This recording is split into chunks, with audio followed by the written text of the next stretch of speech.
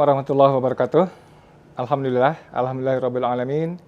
Wassalatu wassalamu ala asyrafil anbiya wal mursalin wa ala alihi wa ashabi ajmain.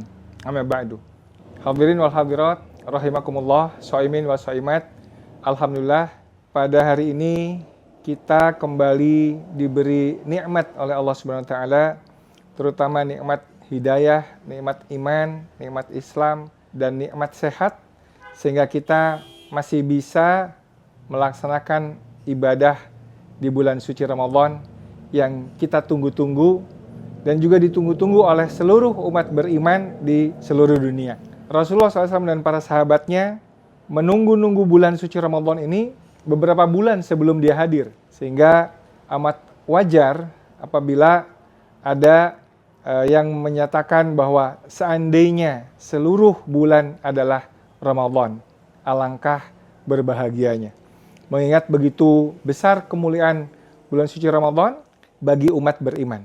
Namun ironisnya, hadirin sekalian, kita sering melihat bahwa selama bulan suci Ramadan, justru produktivitas para karyawan menurun drastis.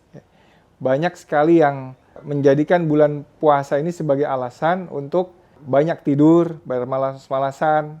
Di masjid-masjid kantor biasanya kita lihat ba'da zuhur itu orang pada bergelimpangan tidur siang, ya, yang kita tidak jumpai pada bulan-bulan di luar Ramadan, ya. Ya mudah-mudahan karena malamnya begadang banyak tilawah, ya, bukan karena yang lain. Nah, namun tetap saja hal ini adalah sebuah ironi, ya, kalau kita bandingkan dengan betapa Rasulullah SAW dan para sahabatnya itu begitu mengisi Ramadan dengan sepenuh semangat untuk beribadah. Ya, oleh karena itu dalam kultum kali ini saya ingin mengutarakan 3 tips, ya, agar kita tetap bisa produktif selama bulan suci Ramadan. Ya. Khususnya ini buat saya pribadi dan mudah-mudahan juga bermanfaat buat yang lainnya. Ya. Tips yang pertama adalah hendaknya kita menyadari bahwa Ramadan ini hadir hanya sebentar dalam kehidupan kita. Dan Ramadan yang sekarang hadir bukanlah Ramadan yang akan datang berikutnya. Ramadan ini akan hadir dan kemudian akan pergi tak kembali. Dia hadir hanya sekitar 30 hari atau 29 hari, dan kalau sehari itu 24 jam, maka hanya 720 jam saja kita bersama Ramadan. Itu belum dipotong tidur dan belum dipotong hal-hal lain yang tidak bermanfaat.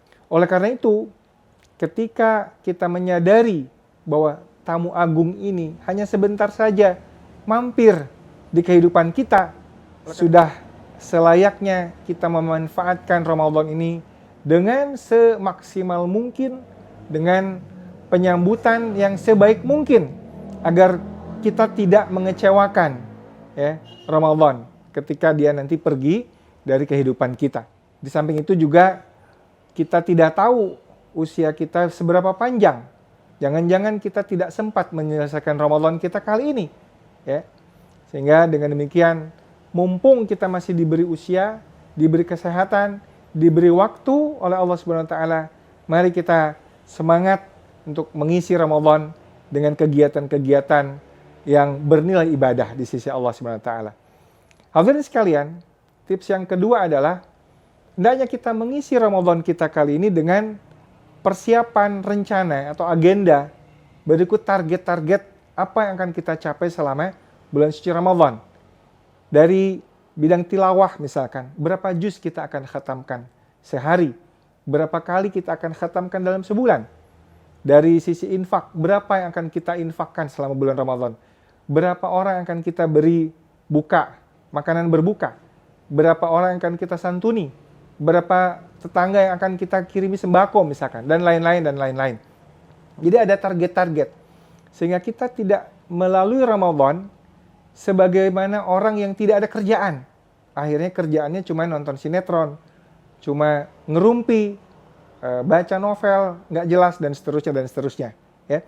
Ini sangat disayangkan karena peluang Ramadan ini, ya, hadir sangat sebentar sekali di tengah-tengah kita.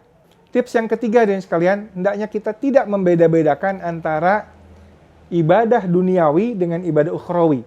Ibadah yang kita lakukan pada kerjaan kita sehari-hari dengan ibadah untuk ritual kita. Ini tidak boleh kita dikotomikan. Sebagaimana pula ada hadis Rasulullah SAW yang menyatakan bahwa betapa besar ganjaran orang yang meringankan beban saudaranya atau menghilangkan kesusahan saudaranya. Ini pahalanya lebih besar dibandingkan ibadah itikaf di Masjid Nabawi. Kita tahu bahwa itikaf di Masjid Nabawi pahalanya sangat besar. Tetapi rupanya menghilangkan kesusahan orang lain pahalanya jauh lebih besar dibanding itikaf di Masjid Nabawi. Nah, RSCM tempat kita bekerja banyak sekali orang susah. Ada orang sakit yang datang ke sana untuk mencari pengobatan, ada mereka kesusahan untuk mencari tempat tinggal, mereka kesulitan mencari makan, ya, dan beragam kesulitan-kesulitan lainnya. Ini peluang kita sebetulnya untuk bisa meringankan beban mereka, sekaligus mendapatkan pahala tak ternilai dari Allah SWT melalui pekerjaan kita, rutinitas kita sehari-hari. Asal kita sadari betul bahwa itu sebagai ibadah, insya Allah ini menjadi motivasi yang sangat besar bagi kita untuk tetap produktif. Jadi slogan menolong memberikan yang terbaik itu akan memberi dampak yang sangat signifikan ketika dikaitkan dengan ibadah ukhrawi kita.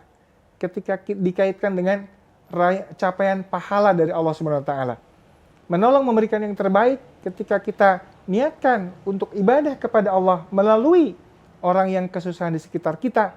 Semoga ini menjadi catatan pemberat amal soleh kita di hari akhirat kelak dan sebagai pengisi Ramadan kita kali ini. Hadirin sekalian, itulah 3 tips yang mudah-mudahan bisa kita laksanakan agar kita tetap produktif di bulan suci Ramadan ini dan kita jadikan Ramadan kita hadir di kantor, hadir di rumah bersama keluarga kita, bersama teman kerja kita, ya. Jangan lupakan doa-doa kita untuk orang tua kita yang sudah wafat. Semoga diringankan, dilapangkan kuburnya dan diterangi dengan doa-doa kita untuk mereka. Terima kasih. Assalamualaikum warahmatullahi wabarakatuh. Oh Allah, please forgive us